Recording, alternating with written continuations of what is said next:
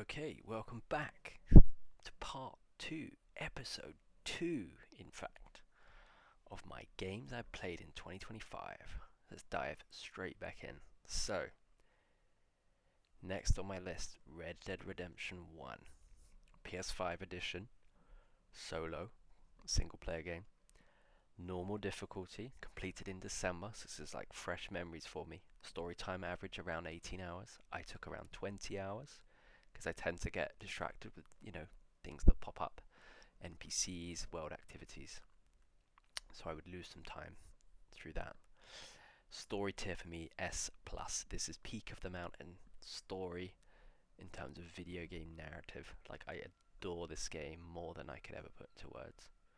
It's like playing a Breaking Bad game level of writing, you know? That's what I was thinking during the replay. I was like, it's like I'm playing Breaking Bad, something as good as Breaking Bad. So I've written as follows. I'd been waiting for the right moment to jump back into Red Dead Redemption 1 for some time. Whilst I was sure the PS4 edition would run perfectly well, I was keen to get my hands on the PS5 edition as a free upgrade as soon as it was announced. See, the important thing with a game like this for me is trying to preserve the memory. When I played it in 2010, it was the best thing I'd ever seen in a game. The world design, the NPCs, the sound of the train, the howl of the wolves at night, the sound of the fine gentleman playing the piano in the saloon. I was relieved to not only have this memory of the original experience preserved, but enhanced with better textures, draw distances, and of course SSD load times. Look, to be clear, there were some graphical glitches on the PS5 version when I played it, but it didn't sour my experience overall. As much as I love Red Dead Redemption 2 and hope to replay that one day, this one will forever hold a special place in my heart. I'm not sure I have the stomach to replay Undead Nightmare just yet, which is why it hasn't factored into my plans for 2026, but then again, you never know how I will feel by the time we get to Halloween. So, okay, next on my list was Time Splitters 1. Time Splitters 1 for PS5. This was a solo run on normal difficulty. I completed it in May. Story time averages around an hour and a half. This is a very bare bones basic single player campaign experience. It barely passes the sniff test for single player campaign. It's really like a mock-up of levels that contain bots. But it counts, I finally ticked the box on this. I took around 3.5 hours. I literally lost a couple of hours just dying. Found it really difficult. I was playing on normal as opposed to easy to try and get some trophies, and I was struggling. I was really struggling. So I've written as follows. Well, I'm a big fan of Time Splitters 2 and Future Perfect, you see, not just for their local multiplayer bot madness, but for their story modes as well. I'd long had Time Splitters 1 as the one that got away, in terms of me having never played it. But after setting up an account on How Long to Beat and looking into the time commitments for all my old favourites, including the Time Splitters trilogy, added to PlayStation with trophy support in August 2024, I figured I have no excuse but to play it, given it's down as a 1.5 hour commitment. Well, let me tell you, I had a tough and terrifying time with this game, despite being developed by some of the talent behind GoldenEye and Perfect Dark. Time Splitters 2, this game is not. The story mode really does not have anywhere near the meat on the bones that both TS2 and Future Perfect have.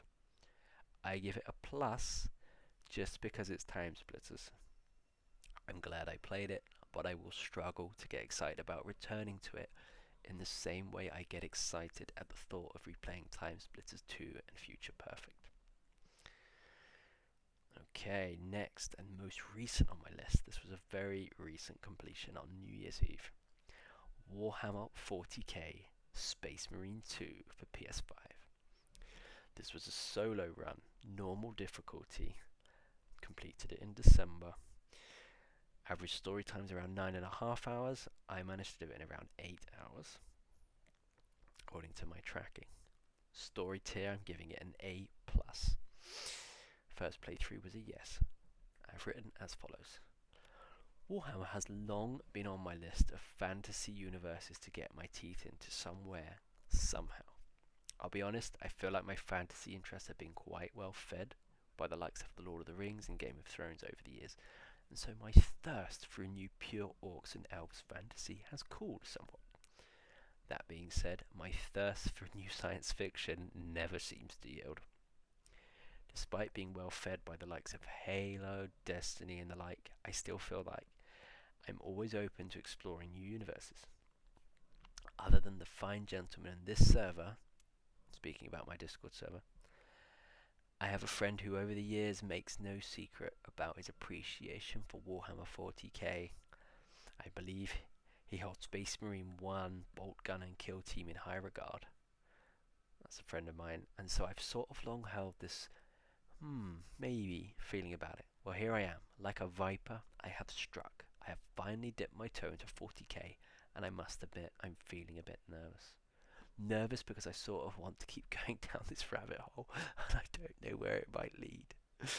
If you see an uncredited person facing away from the camera in the background of the entirely theoretical Matrix 5 movie, then do not be surprised if it turns out to be me. Okay, so that wraps all of the non-Pokemon games I played in 2025. So we're going to keep this thing rolling. We're going to scroll up my notes, and I'm just going to reel off the Pokemon games that I played in 2025, because I had a lot of fun. So, first one I'm going to speak about, and I'm going to try and do this from what I felt was the weakest entry, building up to the strongest. So, next on my list, Pokemon Legends ZA, Switch 2, solo run, default difficulty completed in November. Took me a bit of time, I had a bit of a gap between starting and finishing. Story time averages about 27 hours. My time clocked in around 22 hours. Story tier, I'm giving it a B+. First playthrough was a yes. Look, I'll come straight out the gate and admit this wasn't my favourite Pokemon narrative. Thinking of You, to be honest, Black and White 2. And these weren't my favourite characters. Thinking of You, my beloved Hoenn legend, Stephen Stone. But what I cannot fault it on, and now that I think about it, something I can never fault it on, is the soundscape. When you plug this game in with a good pair of headphones and just roam around, there's something magical going on between the ears. The soundtrack for day and night, layered with the wonderful tinges of French mysticism and culture. I remember on day one, when me and the other 2/3 of my little Pokemon pact, we met up to kick off the campaign together in this game. And that is ultimately somewhere sacred. It took me back once again to a place I am always keen to remember from the start of this journey for me in the late 90s, early 2000s, chilling with mates, playing Pokemon on a handheld system. A unique feeling.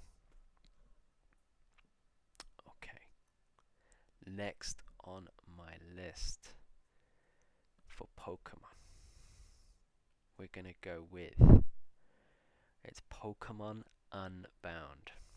Pokemon Unbound I played in 2025. Here we go. I did it through emulation, RetroArch. The hack is by Skelly. I did a solo run because it's a single player game. Base difficulty, whatever the standard was, completed it in April. Story time average is around 35 hours. My time clocked in around 39, so around just over average. Story tier, I'm going to give it an A. First playthrough was a yes. After my first experience in 2024 with Pokemon ROM hacks was, surprise surprise, a Generation 3 hack based on Hoenn. It was Modern Emerald 2.2. I had a great time with it. I was keen to play something completely new from the ROM hacking scene. r/Pokemon ROM hack seems to be the place if you're looking to see what hackers have been and are continuing to cook up.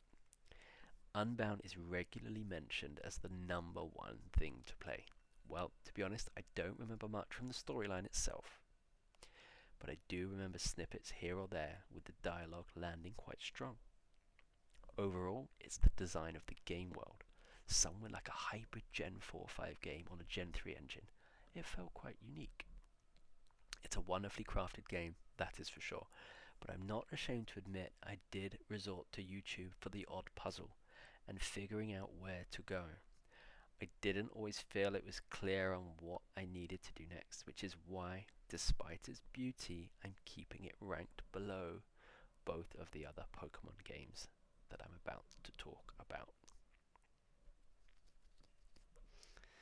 Okay, here we go. 2 more Pokemon games. In second place, it's a hack by a gentleman by the name of King Craddy, Pokemon Emerald Mini, again through RetroArch. Solo run for a single player game, base difficulty, completed it in September. Storytime average, didn't get the average stat, but I clocked in around 39 hours. This was like a Nuzlocke run. It was a failed Nuzlocke run, but it was a Nuzlocke run all the same. And there was some like farming and training time in there as well for that 39 hours. First playthrough was a yes. And I've written as follows. Despite my entirely theoretical prestige as a 25-year Pokemon elder, I'm only a few years into this Nuzlocking malarkey. I must say that I've had a ton of fun with this one. Although I ultimately failed the Nuzlocke itself and completed the game just for fun in the end, this is a top tier Pokemon experience in my opinion. I can see myself resetting the save every now and again over the years and using this as my home base for runs.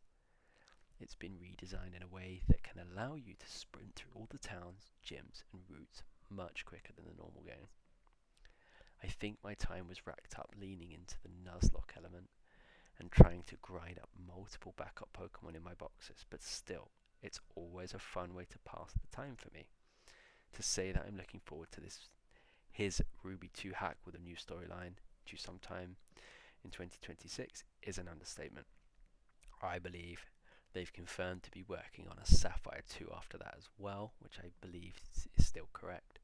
All things considered, although this is up there, it's a silver medal for Emerald Mini in the showdown of the 4 Pokemon games that I've played in 2025. Okay, that leaves one game that rules above everything else I played this year, bar I would say Red Dead Redemption 1. It's like Red Dead 1 tier in how much I enjoyed it last year. And it goes to Pokemon Emerald Rogue. This is version 1.32a EX on RetroArch. The hack is by Pokebee. It was a solo run on easy difficulty. I completed it back in January. Story time's around 8 hours to kind of average to beat your first run. My time clocked in around 15 hours to get the first run done. Story tier I'm going for S+. Again, it's top of my tree from 2025. First playthrough was a yes. And I've written as follows. Man, I can't even put into words how much I enjoy this ROM. The 3 guys I went to Latvia with can vouch for me. This thing somehow had me playing it over my beloved Uno whilst I was abroad. This game is arguably the greatest presentation of the Pokemon battle system, at least what I've played. Blended with the catching and Pokedex addictive quality laid with rogue mechanics, it's hard to really explain how good this game feels to play. It's got that one more run quality to it. Honestly, I love this game, specifically the 1.3.28 EX version. I have done some research and looked on retro achievements for the 2.0 version, and to be honest, it scares me. Or at least it did when I was looking at it after beating this version. Who knows, maybe after Ruby and Ruby 2 I'll have another look into 2.0. It's only fair I consider it again, considering how much I love 1.3.28 EX. And so that wraps up games I played in 2025 part 2. I hope you've enjoyed listening to me read from script, something a little bit different. Going to the next video, the plan for it is more freeform. I'm very excited for what the videos will be next on that topic. But yeah, that's games for me in 2025 wrapped. I've had a great time playing games, of course, but equally researching and writing and reflecting on the time I've spent with them as well. So yeah, if you've made it this far through all the videos, honestly, thank you for listening. And yeah, the most important thing, I'm having fun doing this. Hopefully, you can see that. So yeah, I will see you, or you will hear me, perhaps in the next one. And until then, farewell.